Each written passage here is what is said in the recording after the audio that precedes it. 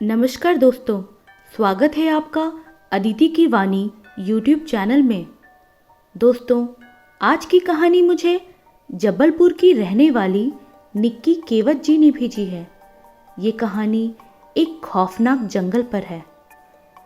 तो चलिए शुरू करते हैं आज की कहानी।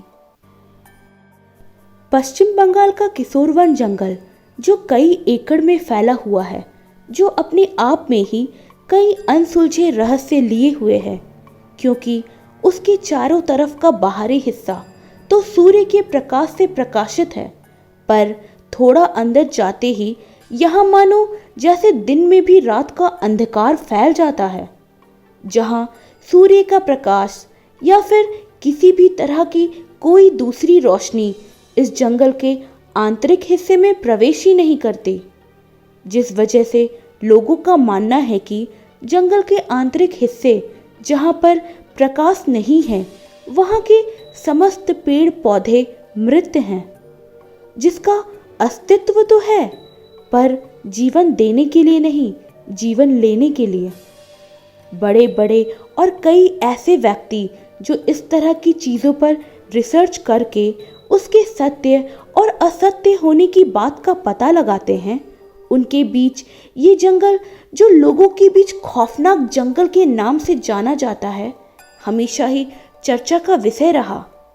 सन 1974 में एक ऐसी ही रिसर्च की टुकड़ी ने अपने कुछ साथियों के साथ इस जंगल से जुड़े रहस्य का पता लगाने के लिए इस जंगल में प्रवेश किया, जिनमें 3 असिस्टेंट और एक उनका प्रतिनिधि डॉक्टर आशुतोष भी शामिल थे।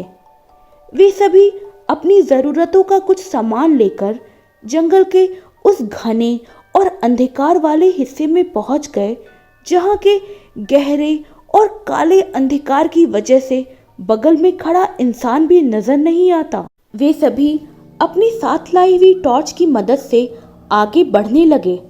धीरे धीरे आगे बढ़ने पर अंधकार और भी गहरा होता चला गया, पर उसके साथ ही उन्हें सांस लेने में भी परेशानी होने लगी। पहले असिस्टेंट ने कहा, डॉक्टर, हम सभी के लिए सांस लेना बहुत मुश्किल हो रहा है।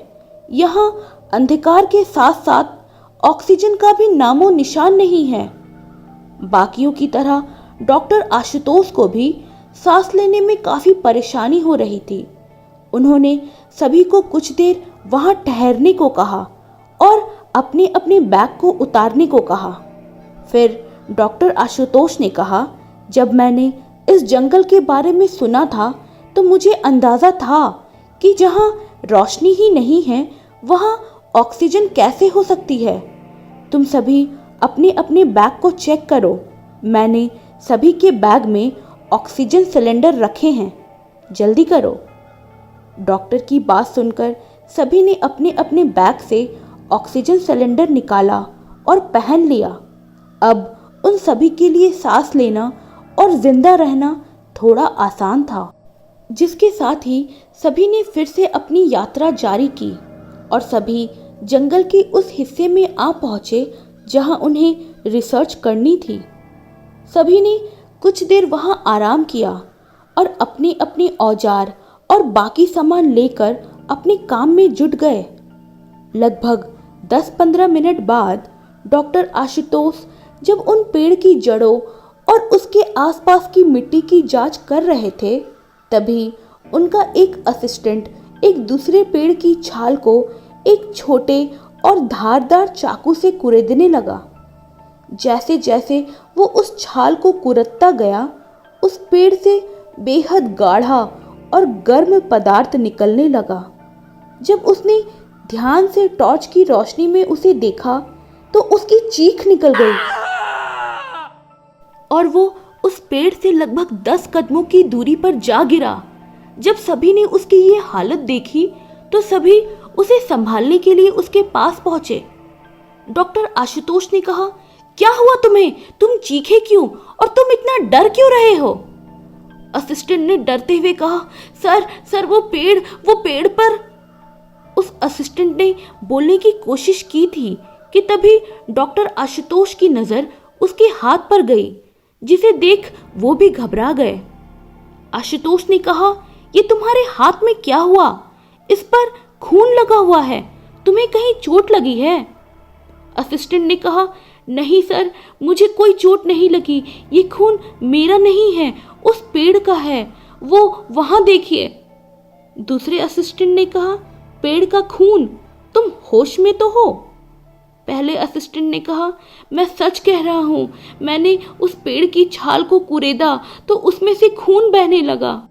डॉक्टर आशुतोष ने कहा, पर यह नामुमकिन है। हाँ, कई पेड़ों से तरह तरह के रस या पदार्थ निकलते रहते हैं, पर खून नहीं। पर तुम्हारे डर को दूर करने के लिए मैं खुद उसे चेक करूंगा। पेड़ से खून निकलने वाली बात पर डॉक्टर आशुतोष के लिए यकीन करना मुश्किल था। उन्होंने बाकी 2 असिस्टेंट को उस घबराए हुए असिस्टेंट के साथ ही रहने को कहा, और जब डॉक्टर आशुतोष ने खुद जाकर उस पेड़ को चेक करना चाहा, तब अंधेरा होने की वजह से पहले तो उन्हें वो पेड़ नजर ही नहीं आया, पर और थोड़ा ढूंढने पर आखिरकार उन्हें वो पेड़ नजर आया। और जब उन्होंने पास जाकर टॉर्च की मदद से उसे देखा, तो उन्हें पेड़ का वो हिस्सा नजर आया जहां उसे कुरेदा गया था, जहां अब भी लाल रंग का तरल बह रहा था।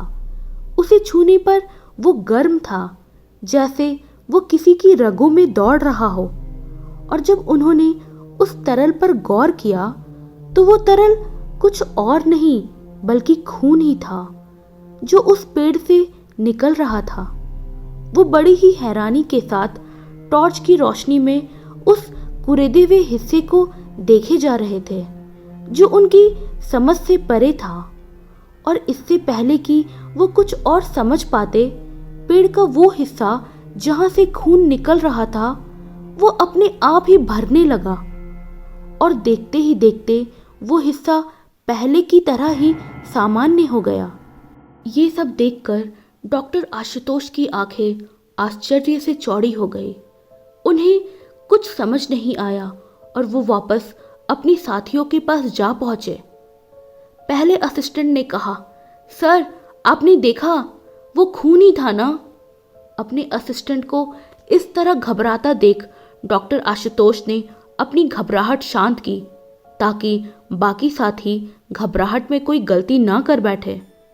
डॉक्टर आशुतोष ने कहा, नहीं नहीं, वो खून नहीं बल्कि उस पेड़ से निकलने वाला रस ही था, जो कि लाल रंग का था, जिससे अंधेरे में तुम्हें भ्रम पैदा हो गया। डॉक्टर की बात सुनकर उस असिस्टेंट को कुछ राहत महसूस हुई। उसने अपने साथी असिस्टेंट की मदद से उठने की कोशिश की, पर तभी डॉक्टर की नज़र तीसरे असिस्टेंट पर गई, जो वहां नहीं था। डॉक्टर आशुतोष ने पूछा, तुम्हारा तीसरा साथी कहाँ है? डॉक्टर की बात सुनकर जब उन दोनों ने अपने आसपास देखा, तो वो उन्हें कहीं नजर नहीं आया, जिससे सभी के मन में एक डर सताने लगी। सभी ने अपनी अपनी टॉर्च उठाई और उसे आवाज देते हुए यहाँ वहाँ ढूंढने लगे। तब उन तीनों को खुद से लगभग 25-30 कदमों की दूरी पर वो तीसरा असिस्टेंट नजर आया, जो हाथों में टॉर्च लिए ऊपर की तरफ एकटक देखे जा रहा था।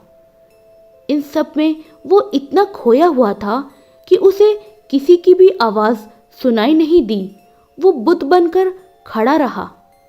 सभी जल्दी से उसके पास पहुंच गए, पर तब भी काफी आवाज देने के बाद भी वो उसी स्थिति में खड़ा रहा। तब गुस्से में डॉक्टर आशुतोष ने उसे थप्पड़ मारा, जिससे वो जमीन पर गिर पड़ा।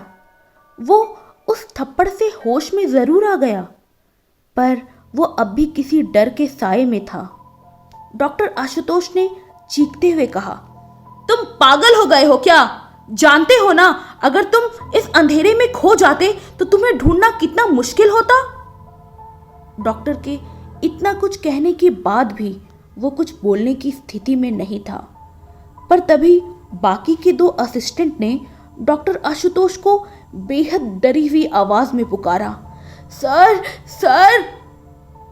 उनकी उस डरी हुई आवाज को सुनने के बाद जब डॉक्टर आशुतोष ने बाकी दोनों असिस्टेंट की तरह ऊपर का नज़ारा देखा तो उनके चेहरे पर भी खौफ के बादल घिर गए, क्योंकि वहाँ कई बड़े और ऊंचे ऊंचे पेड़ थे जो घने काले और एक तरह से मृत पत्तियों से लदे हुए थे।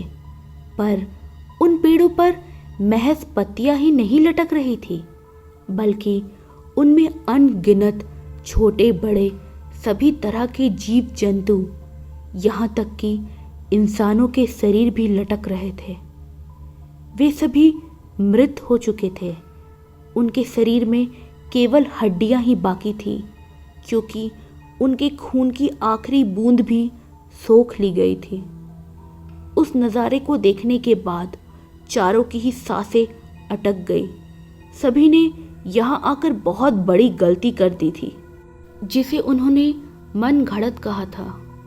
डॉक्टर आशुतोष ने बेहद डरी हुई आवाज़ में, सभी अपने अपने बैग उठाओ, हमें यहाँ से निकलना होगा अभी के अभी। उनकी ये बातें सुनकर सभी वापस मुड़ते हुए अपने अपने बैग्स लेकर वापस आने की कोशिश में थे, पर उससे पहले ही वहाँ एक हलचल सी होने लगी, जैसे कहीं पानी बह रहा हो, पर वहाँ पानी का अस्तित्व होना नामुमकिन था। इस बारे में ज़्यादा ना सोचते हुए वे बस जल्दी से वापस आना चाहते थे, और जैसे ही उनमें से एक ने अपना कदम बढ़ाया, उसके पैरों को किसी ने कसकर जकड़ लिया, जिससे उसका टॉर्च उसके हाथों से गिर गया। बाकी साथियों ने जब उसे गौर से देखा तो उसके पैरों को एक बड़े से पेड़ ने अपनी जड़ से लपेट रखा था। तीनों ने उसे उस जड़ की पकड़ से छुड़ाने की बहुत कोशिश की, पर धीरे धीरे उन जड़ों ने अपनी पकड़ और मजबूत कर ली और एक झटके से उसे हवा में उठा लिया। तीनों चाहकर भी कुछ कर नहीं पाए। उसकी चीखें चारों तरफ गूंजने लगी, जो महज 20 सेकंड में ही शांत हो गई। वो पेड़ जिसकी जड़ों ने उसे उठाया हुआ था, उसकी टहनियों ने उसका खून पीना शुरू कर दिया। पल भर में ही उसके शरीर का सारा खून सूख गया। किसी की हालत ये दृश्य देखने के बाद स्थिर नहीं रही। सभी बहुत तेजी से भागते हुए वहां से निकलने की कोशिश करने लगे, पर रास्ता वो सिर्फ अंदर आने का था, बाहर जाने का नहीं। एक एक कर बाकी तीनों को भी उन खूनी पेड़ों ने जकड़ लिया और जिंदा ही उनका खून चूस लिया। कुछ वक्त का शोर और फिर गहरी शांति एक बार फिर उस जंगल में समा गई, जिसने उस जंगल को और भी ज्यादा खौफनाक बना दिया। अगले ही दिन चारों के लापता होने की खबर सभी जगह फैल गई, पर उसके बावजूद और भी लोगों ने वहां जाने की गलती कर दी, जिनमें अलग अलग शहरों के रिसर्च टीम, तो कहीं कुछ बहादुर लड़के और लड़कियां जो खुद को नीडर और उन बातों को महज अफवाह मानकर वहां घूमने जाया करते और कभी लौटकर नहीं आते, क्योंकि वो सभी उस खौफनाक जंगल के पेड़ों का निवाला बनकर उसी जंगल के होकर रह जाते।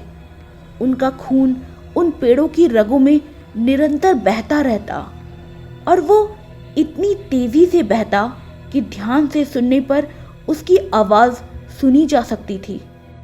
साल 1980 में उन सभी लापता लोगों की कोई खबर ना मिलने पर सरकार ने उस जंगल की सीमा को पूरी तरह से सील कर दिया, पर उसके बावजूद कुछ बहादुर लोग वहां जाते रहे और अपनी गुमशुदगी का रिपोर्ट लिखवाते रहे।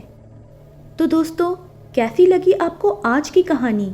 मुझे कमेंट कर ज़रूर बताइएगा, और इस कहानी को लाइक और शेयर करना मत भूलिएगा।